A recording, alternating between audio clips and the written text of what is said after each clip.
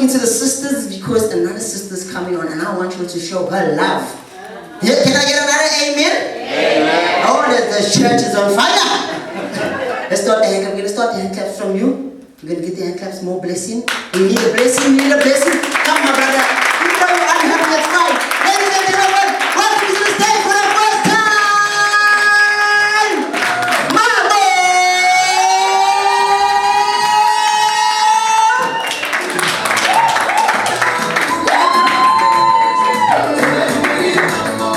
Thank you, guys.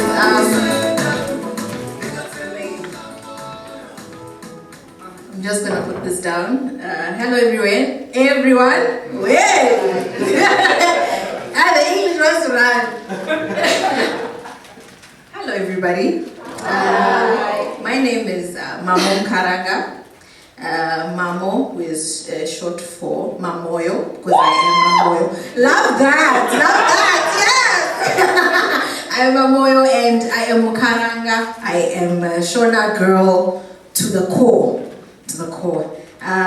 First, I'd like to thank my people for coming through. Thank you so much. And my other people, because we're the same. You know, and my mom is in the house today. Please give her a round of applause. My mom is in the house. Fun fact, my mom has never laughed at any one of my jokes, ever. I think, and I would like to apologize before I continue. I'm going to mix in a bit of Shona and English because, hey, sometimes the bundles run out. So, sometimes, you know, you have to go back to your mother tongue. So, my mom has never laughed at any one of my jokes. I think I thought it was, my people probably like I say, Kaka, she's gonna motivate me into the wrong thing, you know. I'm actually an accountant by profession. I had another choice, either medicine, law, or accounting. You know how it goes in Zimbabwe parents, right? Oh yeah. It's that. So this thing of, hey, I wanna do jokes is like, Nemarian. Where, how, when? Chicha was Shona to be a doctor. Like what is it about being a doctor that's so difficult, you know? So I'm glad you're here. Thank you for your support. And I hope you laugh today. For the first time. I hope you laugh. Thank you guys so much. So as I said, you know, I am Mamo Karanga. I am a proud Shona Han. And I am as Shona as they come. I love my people. I love my culture. I love my language. You know, I love how aggressive, passionate, and strong it is. Because with Shona, you will never get lost about what someone is trying to say to you, whether you understand it or not. The words, the vowels being used, everything in there is intentional. And me being a Mkaranga, we used to speak Shona at home. I only started learning English at school. And it was quite a very interesting thing for me, you know, because I always knew the Shona words of things, but learning the English and now wanting to put it together was a bit of a struggle. I remember that one day, now we are learning, okay, the teacher says, today we are learning words, the word on the board is thunder. And then she says, it's the bang in the sky. And I'm like, okay, thunder, bang in the sky. How am I going to remember this word? I'm going to struggle, man, because you know, bang in the sky like my banana. Thunder, banana. How am I going to remember this? Because Shona is a banana. Yes, I get it, you know? I get it. So I struggled. I'm like, okay, fine. Maybe it's an isolated word. And I was struggling with English. And you know when you're in grade 1 and you're learning English and the teacher is making you read and she's there, you know, teachers with the finger, and they're going, thunder, and you're like, hey, but which word is this one? I'm not understanding what's going on here. It's so hard for being a kid, and being a kid who's learning English for the first time. I struggled. I didn't like reading. Still don't like reading. Don't know how I made it this far, but yeah. So I thought this thunder situation was an isolated incident, and I'm like, no, all the other words should make sense. I'm hoping, I'm praying, right? So we are there, then she says, we're learning another new word. Rabies. I'm like, ew.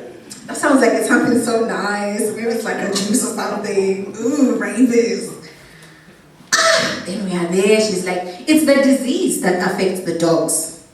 Makes them aggressive. You know, and I'm like, in one pengo.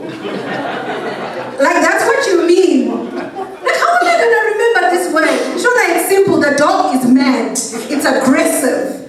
Simple. I struggled with it so much. You know, and for me, Shona is like my best language because I love how simple it is and how people back then are like, we're not gonna waste time naming things. We're gonna just say what it is. In one pengo, the dog is mad, it's biting people, finish and climb. And I thought we were done. I thought it was things from a long time ago. That's how we're naming things. I thought maybe nowadays we're gonna put a little bit more effort. COVID came, they're like COVID-19, SARS, COVID, what number, 6 times. And I'm like, okay, COVID, yeah. I wonder what they're gonna call this in Shona. Then we're waiting for them to tell us, okay, this disease. And I'm sure they just convinced the people who do the languages. And they're like, you know what, guys, we're not gonna waste time with this thing. We know that this thing, it's got flu-like symptoms. It's a flu-like thing, and we are not going to waste time sitting here trying to figure out what it's called. We're just going to call it the one pengo done, finished, 1 + 1 = 2, the math is bad thing, it's done. It's done. And I was like, huh? So we're still there. Nice, okay, interesting. I love my language. I love it so much. And I love how as Zimbabwean people, we like to make things our own. So we didn't just stop at Shona and making it our own and making it interesting and emphasizing. Even with English words, we're like, you know what? If we're going to adopt this language into our lives, it needs to make sense for us. When I'm saying something, it needs to make sense. Then the world was like, no guys, we have this word, extravagant, over the top, really nice, here. And Zimbabweans are like, extravagant. I don't like how you're saying it as extravagant because you're not giving me the vacancy. It's extra, it's here, it's a lot, it's a top. Why do you? No, Zimbabweans are like, When I say something, it needs to make sense for me, you know? I love that about us. And we didn't stop there. Even against, the word is like, guys, against. Hey. Everyone's like, no. You see, if I'm saying it like against, it's like I'm with you. But when I'm against, I'm not. Against you. I'm not with you, against you. You're not my friend, bro. I love that. I love my language, and I love Zimbabwean people. And I love that when there's no English word, and we feel like the one that's there is not doing justice, we just simply say, we're gonna create our own. Yeah. Blessing was not enough. Zimbabwean parents like, Mom! It needs to be more! It needs to be more! It needs to be more! Learn more, not learn it. I've never met a learn it in my life. Learn more, because it needs to, I need you to know that it's the learning and then it's more on top of that. I love it. I love more. Kiss more, give more, cry more. But you know, everyone wants to make fun of Zimbabwean names, but I feel like Zimbabwean names really encapsulate what has been happening at the time around the birth of a child, which is so insane. It's amazing. When you think about it, every Zimbabwean person has a name, there's a story behind that name. Because if you meet an knowledge, I've never met a knowledge who's not below 40. It was at a time where, you know, everyone, I think you must go to varsity, must go to education is power, knowledge. I've never met, I love that. I love that when we name people, we give them power with their names. I met a guy, his name was teacher. So I'm like, okay, maybe Teacher Shona, Teacher Farah, really nice. It's like, no, my name is not Okay. So I'm used to peculiar names. I'm like, what could go wrong? Then he's like, no, my name is I'm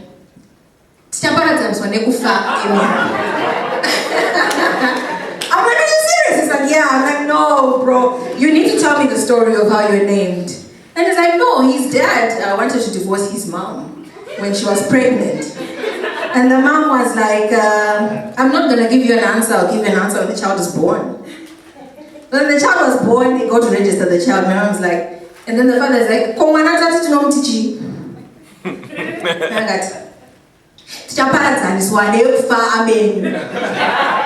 and it worked. He said that his parents were married for 46 years until his dad passed away.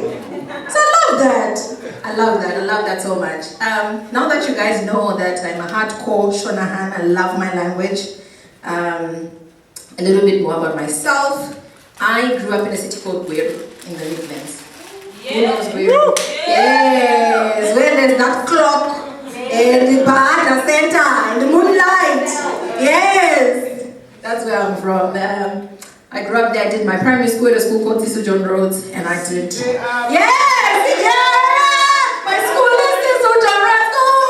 Yes, that's the school that I did my primary school, and I remember being so excited to go to high school. I did a little bit of my boarding school at Regina Mundi High School which was being run by nuns. Guys, I was so excited to go to boarding school. I was not worried about the fact that I was going to be away from my parents. No. Because, I had a cousin who was 2 years older than me. And this cousin, I remember when we were preparing for her to go to boarding school, and they laid out her snacks on the bed. And I was like, this is what it is like to be grown. This is the life that I want to live. I want to be a boss like her. Because all my life, the snacks used to stay in my mother's bedroom in the cupboard that's locked. And if you wanted snacks, you better make sure that she's in a good mood when she comes back. Because you're about to give a thesis as to why you want the packet of chips that's in the cupboard. Hey, I had the budgeting of Zim parents. Yeah, so I was excited. I'm like, I'm being emancipated because I'm going to get this trunk and I'm going to have my snacks and I'm going to have the key. And I want to eat snacks at any time. Nobody is going to tell me that, kitchen. So I was happy. So I was like, yes, we're going. And we went and I started school there. I was really excited. We used to eat rice there 3 times a week. I was like, ooh, this is heaven. I was heaven. Because at home we used to eat rice on the Sunday. It was a Sunday special. So now I'm like, this like 3 times. Sunday got 3 per week. No ways. I was happy. Then I was in Form 1 in 2008. Things started off nice. Then they dwindled. Then it went to rice twice, then once, then no rice, then cabbage chunks. To this day, I do not want to see cabbage. Even in coleslaw, I am like, go back to sender. I left you in my past life. You're not coming here with me. I don't want to see cabbage. So then I kept writing. At that time, I used to write letters. I wrote a letter to my parents. I'm like, I'm dying. Take me out of this place every week. I am dying. Putting my stamp on my envelope. I am dying. Then eventually they're like, okay, you're gonna move to South Africa. Then we moved to South Africa. Form 2 first term. I arrived on a Sunday. I was starting school on a Tuesday. Very excited. Because I had all these dreams about being in South Africa. Man, I was excited. Then I started my first day at school. And then I had to take a taxi to and from school. My mom told me the route. You take a taxi here. You're gonna jump off here. Fine. What I didn't know is that the taxis to my house finish at a specific time. And then I would have to take a taxi that is going to a different place and then ask to be dropped off on the way. Now, I'm 3 days here in South Africa. I arrive at the taxi rank. I can see that there's no taxis. I'm like, shit. What am I gonna do here? And I remember my mom saying, Usabudisa phone mubra, I'm like, here, what is going on? I just need to make a plan. So I'm like, okay, me, I can speak. I'll just ask one of the marshals here. I'm trying to get a taxi to Westville. Please tell me when I can get a taxi to Westville. So I get to him, I'm like, hi sir, I'm trying to get a taxi to Westville. Please help me, I can see that there are no taxis here. And then he looks at me and he says, it's a bonus, sis. 3 days in, my Zulu vocab is Sawona Janinga Pila Dan. I'm like, yes, Sawona. I'm trying to get it like, and now I can see that he's getting really irritated because he thinks I'm disrespecting him or what. And I'm thinking, my immediate thought was, is this xenophobia? Am I about to die right now? What am I going to do? So I start crying naturally, and then a crowd starts forming around me. I'm like, oh my goodness, they are going to beat me. They are going to beat me. How did they even know that I'm Zimbabwean? Then they say, well, then a lady comes to me and she says, sorry, what's wrong? Where are you trying to go? Then I tell her, no, I'm trying to go to Westville. And then she says, okay, but why are you speaking in English? For me, that was peculiar because I'm like, that's besides the point. I am crying, I'm trying to get home.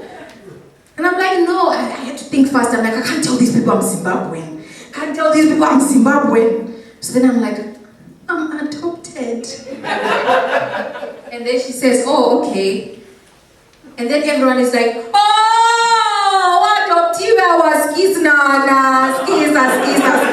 They put me in the front of the taxi and put me to home. They told the driver she doesn't speak English, this one help her. Then they start sending money over. And I'm thinking, this is money to say, we are sorry we traumatized you.